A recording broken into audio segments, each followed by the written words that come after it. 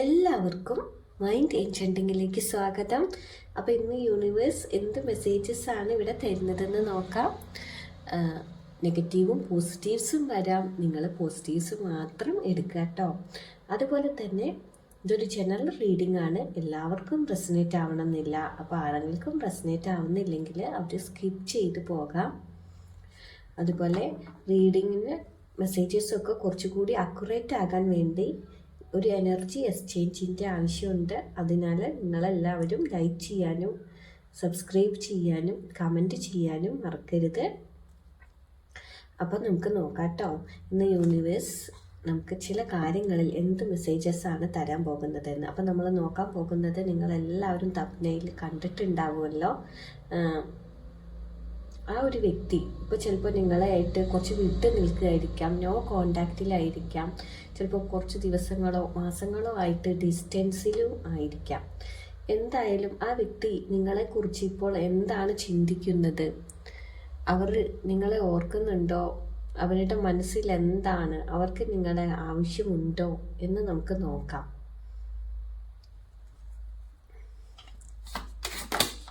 Okay, ആദ്യം തന്നെ നമുക്കിവിടെ 7 ഓഫ് സോഡ്സ് ആണ് വന്നിരിക്കുന്നത് കേട്ടോ. എന്തോ ഒരു വഞ്ചനയുടെ ഇത് കാണാനുണ്ട്. നമുക്ക് അടുത്ത നോക്കാം. ഓക്കെ, നൈറ്റ് ഓഫ് പെൻഡക്കിൾസ് ആണ് നെക്സ്റ്റ് കാർഡ് നമുക്ക് വന്നത്. വിട്ട് കളയാൻ തയ്യാറല്ല. നമുക്ക് നോക്കാം. പിന്നെ നമുക്കിനി നെക്സ്റ്റ് എന്താണ് വരുന്നത്. 5 ഓഫ് സോഡ്സ് ആണ് വീണ്ടും വന്നിരിക്കുന്നത്. സോഡ്സ് ആണ് കൂടുതലെന്ന് തോന്നുന്നു. ഓക്കെ, ഒരു വാൺസ് വന്നിട്ട് കിങ് ഓഫ് വാൺസ് വന്നു. അതുപോലെ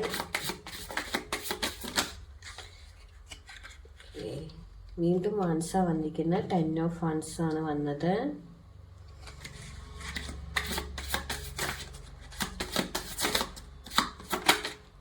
പിന്നൊരു 8 ഓഫ് പെൻഡക്കിൾസ് വന്നിട്ടുണ്ട്.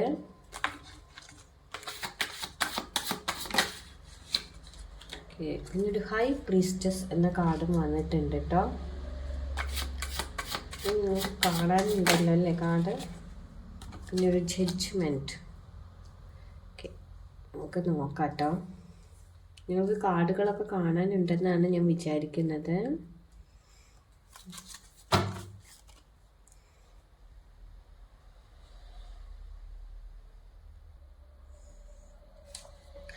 അപ്പം നമുക്കിന്ന് സോഡ്സും വാൺസൊക്കെയാണ് കൂടുതലായിട്ട് വന്നിരിക്കുന്നത്. അതുപോലെ തന്നെ 2 മേജർ ആർക്കാന കാർഡ്സും വന്നിട്ടുണ്ട്. അപ്പം നമുക്ക് നോക്കാം കേട്ടോ. ആദ്യം തന്നെ 7 ഓഫ് സൂട്ട്സ് ആണ് വന്നിരിക്കുന്നത്. അപ്പോൾ 7 ഓഫ് സൂട്ട്സ് വരുമ്പോൾ നിങ്ങൾ മനസ്സിലാക്കേണ്ടത്, അയാളിപ്പോൾ അത്ര ഓപ്പൺ അല്ല നിങ്ങളുടെ അടുത്ത്, അതുപോലെ സത്യസന്ധവുമല്ല എന്ന് നിങ്ങൾ മനസ്സിലാക്കുക. എന്തോ ഒരു കാര്യം നിങ്ങളിൽ നിന്ന് മറച്ചു വയ്ക്കുന്നുണ്ട്. എന്തോ ഒരു വഞ്ചനയുടെ ഇതാണ് നമുക്ക് കാണാൻ കഴിയുന്നത്. നിങ്ങളെ കോണ്ടാക്ട് ചെയ്യണം എന്ന് ആ വ്യക്തി ആഗ്രഹിക്കുന്നുണ്ട്. പക്ഷേ അയാളുടെ ഇപ്പോഴുള്ള ചിന്തകളും അയാളുടെ സ്ട്രാറ്റജിയും ഒന്നും ഇപ്പോൾ വർക്കാവില്ല എന്ന് അയാൾ ചിന്തിക്കുന്നു. അതുകൊണ്ട് തന്നെ ആ ഒരു വ്യക്തി ഇപ്പോൾ ഒരു എസ്കേപ്പ് മോഡിലാണെന്ന് നമുക്ക് പറയാം. അയാൾ സത്യം എന്താണെങ്കിലും അത് പറയാൻ ഇപ്പോൾ ഭയപ്പെടുന്നുണ്ട്. അതാണ് നമുക്ക് ഇതിൽ നിന്നും മനസ്സിലാക്കേണ്ടത് കേട്ടോ. അത്തരത്തിലൊരു എനർജിയാണ് എനിക്കിവിടെ കാണാൻ കഴിയുന്നത്. നെക്സ്റ്റ് നൈറ്റ് ഓഫ് പെൻഡക്കിൾസ് ആണ് വന്നിരിക്കുന്നത്. അപ്പം നൈറ്റ് ഓഫ് പെൻഡക്കിൾസ് വരുമ്പോൾ നിങ്ങൾ മനസ്സിലാക്കേണ്ടത്, ഇപ്പോൾ അവരുടെ എനർജി വളരെ സ്ലോ ആണ്. അവർ മുന്നോട്ട് പോകണമെന്ന് ആഗ്രഹിക്കുന്നുണ്ടെങ്കിലും ഇപ്പം എന്തോ അവരുടെ മൈൻഡിലുള്ള ചില കാര്യങ്ങൾ മൂലം അത് നടക്കുന്നില്ല എന്ന് മനസ്സിലാക്കുക. എല്ലാ കാര്യങ്ങളും ശരിയാകുമ്പോൾ നിങ്ങളെ കോണ്ടാക്ട് ചെയ്യാം, എല്ലാം ശരിയാക്കാം എന്നൊരു മൈൻഡ് സെറ്റാണുള്ളത്. അതായത് ഇപ്പോൾ ഉള്ള പ്രശ്നങ്ങളെല്ലാം കഴിയുമ്പോൾ ഒക്കെ ശരിയാവാം, അപ്പോൾ ശരിയാക്കാം, അപ്പോൾ അതിനു വേണ്ടി എന്തെങ്കിലും ആക്ഷൻ എടുക്കാം എന്നാണ് അവർ ചിന്തിക്കുന്നത്. നിങ്ങളുമായിട്ടുള്ളൊരു കോണ്ടാക്റ്റ് വരാനുള്ളൊരു സാധ്യത ഉണ്ട്. പക്ഷേ കാര്യങ്ങളൊക്കെ കുറച്ച് ലേറ്റ് ആയിരിക്കും എന്ന് തന്നെ നമുക്കിതിൽ നിന്നും മനസ്സിലാവുന്നത്.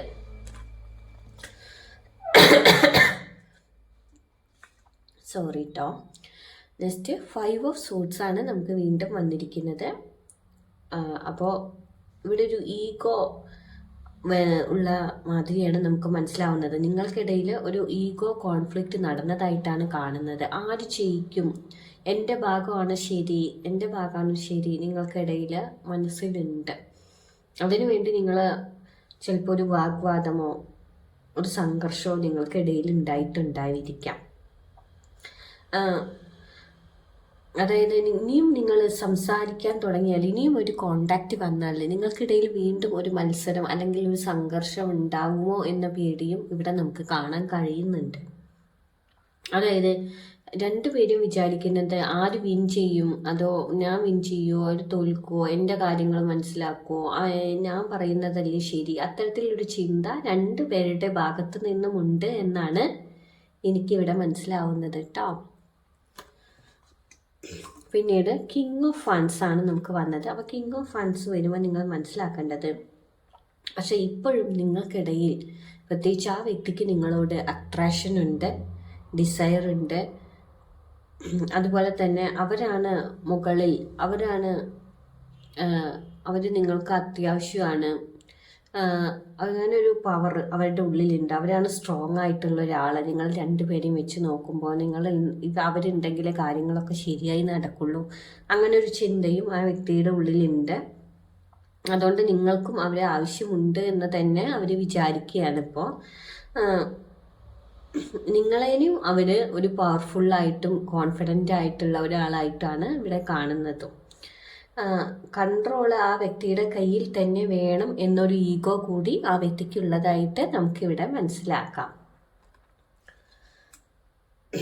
പിന്നീട് 10 ഓഫ് വൺസ് ആണ് നമുക്കിവിടെ വന്നത്. അപ്പോൾ 10 ഓഫ് വൺസ് വരുമ്പോൾ നിങ്ങൾ മനസ്സിലാക്കുക, മെൻ്റലി അതുപോലെ ഇമോഷണലി ഇപ്പോൾ അവർ വളരെ അധികം ഫുള്ളാണ്, ഓവർലോഡഡ് ആണെന്ന് നിങ്ങൾ മനസ്സിലാക്കുക. വളരെയധികം മാനസിക സംഘർഷമുണ്ട്. എല്ലാം കൂടി അവർക്ക് താങ്ങാൻ പറ്റുന്നില്ല എന്നാണ് എനിക്കിതിൽ നിന്ന് മനസ്സിലാവുന്നത്. അവർക്ക് മറ്റും ഒരുപാട് റെസ്പോൺസിബിലിറ്റീസ് ഉണ്ട്, അവരുടെ ജീവിതത്തിൽ ഒരുപാട് പ്രഷറുണ്ട്. അതുപോലെ തന്നെ അവർക്ക് ഗിൽറ്റ് ഫീൽ ചെയ്യുന്നുണ്ട്. അതുകൊണ്ട് നിങ്ങളുടെ ഒരു മാറ്ററും അവരുടെ പേഴ്സണൽ ലൈഫും എല്ലാം കൂടി എടുത്ത് നോക്കുമ്പോൾ ഇപ്പോൾ നിങ്ങളോട് സംസാരിച്ചാൽ ഒന്നും ഹാൻഡിൽ ചെയ്യാൻ പറ്റില്ല, ഒന്നും ശരിയാകില്ല എന്നൊരു ഫീലിംഗ് കൂടി അവരുടെ ഉള്ളിലുള്ളതായിട്ടാണ് നമുക്കിവിടെ കാണാൻ കഴിയുന്നത്. പിന്നീട് നമുക്ക് 8 ഓഫ് പെൻറ്റക്കിൾസ് ആണ് വന്നത് കേട്ടോ. അപ്പോൾ 8 ഓഫ് പെൻറ്റക്കിൾസ് വരുമ്പോൾ അവരിപ്പോൾ അവരുടെ പ്രാക്ടിക്കലായിട്ടുള്ള ലൈഫിലാണ് ഫോക്കസ് ചെയ്തിരിക്കുന്നത്. അവരുടെ ജോലിയിൽ അല്ലെങ്കിൽ അവരുടെ ജീവിതത്തിലെ മറ്റു പല കാര്യങ്ങളിലും ഫോക്കസ് ചെയ്ത് മുന്നോട്ട് പോവുകയാണ്. അവർ ഒരു സെൽഫ് ഇംപ്രൂവ്മെൻറ്റിന് വേണ്ടി ശ്രമിക്കുന്നുണ്ട്. അത്തരത്തിലൊരു ഫേസിലൂടെയാണ് അവർ കടന്നു പോകുന്നത്. എൻ്റെ ലൈഫൊന്ന് ആദ്യം സെറ്റ് ആവട്ടെ എന്നിട്ട് മതി ബാക്കിയെല്ലാം എന്നൊരു മൈൻഡ് സെറ്റിലാണ് അവരിപ്പോൾ ഉള്ളതെന്ന് നിങ്ങൾ മനസ്സിലാക്കുക. നെക്സ്റ്റ് ഹൈ പ്രീസ്റ്റസ് എന്ന കാർഡാണ് നമുക്കിവിടെ വന്നിരിക്കുന്നത്. അപ്പോൾ അത് വരുമ്പോൾ നിങ്ങൾ മനസ്സിലാക്കേണ്ടത്, അവരിപ്പോൾ സൈലൻ്റ് ആയിരിക്കുന്നത് അവർ ഓൾറെഡി മുൻകൂട്ടി തീരുമാനിച്ചെടുത്ത ഒരു സൈലൻസ് ആണ് നിങ്ങളുടെ അടുത്ത്. കാരണം നിങ്ങൾ അവർക്ക് സ്പെഷ്യലാണ് എന്ന് തന്നെയാണ് അവരുടെ ഉള്ളിൽ പറയുന്നത്. ഇപ്പം നിങ്ങളോട് സംസാരിച്ചാൽ കാര്യങ്ങൾ ശരിയാവില്ല, ഒന്നും കൂടി വേഴ്സ് ആവും എന്നുള്ളൊരു പേടി അവർക്കുണ്ട്.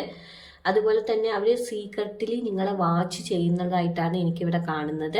അവരിപ്പോൾ ഡിസ്റ്റൻസ് എടുത്തിട്ടുണ്ടാവും, നിങ്ങളോട് നോ കോണ്ടാക്റ്റിലായിരിക്കാം, സൈലൻ്റ് ആയിട്ട് ഇരിക്കുന്നുണ്ടായിരിക്കാം, നിങ്ങളുടെ മെസ്സേജിന് റെസ്പോൺസ് ഇല്ലായിരിക്കാം. പക്ഷെ അവർ മാറി നിന്ന് നിങ്ങളെ നോക്കുന്നുണ്ട്, നിങ്ങളുടെ കാര്യങ്ങളൊക്കെ അറിയുന്നുണ്ട്, നിങ്ങളെ വാച്ച് ചെയ്യുന്നതായിട്ടാണ് എനിക്ക് ഇതിലൂടെ അറിയാൻ കഴിയുന്നത് കേട്ടോ. അവർക്ക് ഫീലിങ്സ് നല്ല ഡീപ്പായിട്ട് തന്നെ ഉണ്ട് നിങ്ങളോട്. പക്ഷെ അതൊക്കെ അവരിപ്പോൾ ഹൈഡ് ചെയ്തിരിക്കുകയാണ്, എല്ലാം മറച്ചു വെച്ചിരിക്കുകയാണ്. പുറത്തേക്ക് കാണിക്കുന്നത് വേറൊരു തരം പെരുമാറ്റമായിരിക്കും. പിന്നീട് നമുക്ക് ജഡ്ജ്മെൻറ്റ് എന്ന കാർഡാണ് ഇവിടെ വന്നത് കേട്ടോ. അപ്പം നിങ്ങൾ മനസ്സിലാക്കേണ്ടത്, നിങ്ങൾക്കും അവർക്കും ഇടയിൽ ഒരു കോണ്ടാക്റ്റ് എനർജി ഉണ്ട് എന്ന് തന്നെയാണ്. ഇപ്പോൾ ഉള്ള കാര്യങ്ങളിൽ നിന്നും എല്ലാം ഒരു മാറ്റം വരാം, ഒരു റിയലൈസേഷൻ നിങ്ങൾക്കിടയിൽ ഉണ്ടാകാനുള്ള സാധ്യതകളുണ്ട്. പാസ്റ്റിനെയൊക്കെ ഇഗ്നോർ ചെയ്യാൻ ഈ ഒരു ടൈമിൽ ഇപ്പോൾ കഴിയില്ല. പക്ഷേ ഒരു സഡൻ മെസ്സേജോ ഒരു കോളോ ഒക്കെ പോസിബിൾ ആയിട്ടാണ് നമുക്കിവിടെ കാണാനുള്ളത്. പക്ഷേ ഇത് രണ്ടും വരണമെങ്കിൽ ഒരു ഉള്ളിൻ്റെ ഉള്ളിൽ ഒരു ക്ലാരിറ്റി വേണം. അത് വരുമ്പോഴായിരിക്കും ഒരു കോണ്ടാക്റ്റ് ഉള്ള എനർജി നിങ്ങളിലേക്ക് എത്തുക, അതായത് കോണ്ടാക്റ്റ് വരാനുള്ള ഒരു സാധ്യത. ഓക്കെ, ഇവിടെ ഞാൻ ഇതെല്ലാം ഒന്ന് പറയുകയാണെങ്കിൽ തീർച്ചയായിട്ടും അവർ നിങ്ങളെ മിസ് ചെയ്യുന്നുണ്ട്. പക്ഷെ അവരിപ്പോൾ ചില കാര്യങ്ങളൊന്നും നിങ്ങളോട് തുറന്നു പറയുന്നില്ല, ഓപ്പൺ ആക്കുന്നില്ല, പലതും മറച്ചു വെച്ചിരിക്കുകയാണ്. കാരണം അവിടെ ഇനിയും പ്രശ്നങ്ങൾ ഉണ്ടാവുമെന്ന് ഭയപ്പെടുന്നുണ്ട്. പിന്നെ നിങ്ങൾക്കിടയിലൊരു എന്താ പറയുക, ഒരു മത്സരം, അവരവൻ പറയുന്നതാണ് ശരി, അല്ലെങ്കിൽ നിങ്ങൾക്ക് തോന്നുകയാണ് ഒരാളെ കേൾക്കുന്നില്ല, മനസ്സിലാക്കുന്നില്ല, അല്ലെങ്കിൽ അവനവൻ ചെയ്യിക്കണം എന്നുള്ള രീതിയിലുള്ള വാക്ക് തർക്കങ്ങളൊക്കെ ഉണ്ടായതായിട്ടാണ് എനിക്കിവിടെ കാണുന്നത്. പക്ഷേ ഇപ്പോൾ നിങ്ങളിൽ നിന്നും ഡിസ്റ്റൻസ് എടുക്കാനുള്ളൊരു കാരണം ഒരു ഈഗോയും ഒരു പേടി, ഇനി ഇതെന്താവുമെന്നുള്ളൊരു പേടി, അതുപോലെ ലൈഫിലുള്ള മറ്റ് പ്രഷറുകളും ഒക്കെ മൂലമാണ് ഇവിടെ നിങ്ങളിൽ നിന്നും ഇവർ ഒരു ഡിസ്റ്റൻസ് എടുത്തിരിക്കുന്നത്. എന്തായാലും ഭാവിയിൽ നിങ്ങളുമായിട്ടുള്ളൊരു കോണ്ടാക്റ്റ് ഇവിടെ കാണുന്നുണ്ട്. പക്ഷേ കാര്യങ്ങളൊക്കെ വളരെ സ്ലോ ആയിരിക്കും, അൺഎക്സ്പെക്റ്റഡ് ആയിട്ടായിരിക്കും കാര്യങ്ങളൊക്കെ സംഭവിക്കാനുള്ള സാധ്യത. ഒരു അപ്പോളജിയോ ഒരു എക്സ്പ്ലനേഷൻ വൈബൊക്കെ അവരുടെ ഭാഗത്ത് നിന്ന് ഉണ്ടാവാം. പക്ഷേ ഇതിനുള്ളൊരു ടൈം എപ്പോഴാണെന്ന് നോക്കുമ്പോൾ അവരുടെ ഉള്ളിൽ ഒരു ക്ലാരിറ്റി വന്നതിന് ശേഷം മാത്രമായിരിക്കും കേട്ടോ. അപ്പോൾ ഈ ഒരു റീഡിങ് കുറച്ച് പേർക്കെങ്കിലും റെസനേറ്റ് ആയെന്ന് വിചാരിക്കുന്നു. മറ്റൊരു റീഡിങ്ങുമായിട്ട് കാണാം.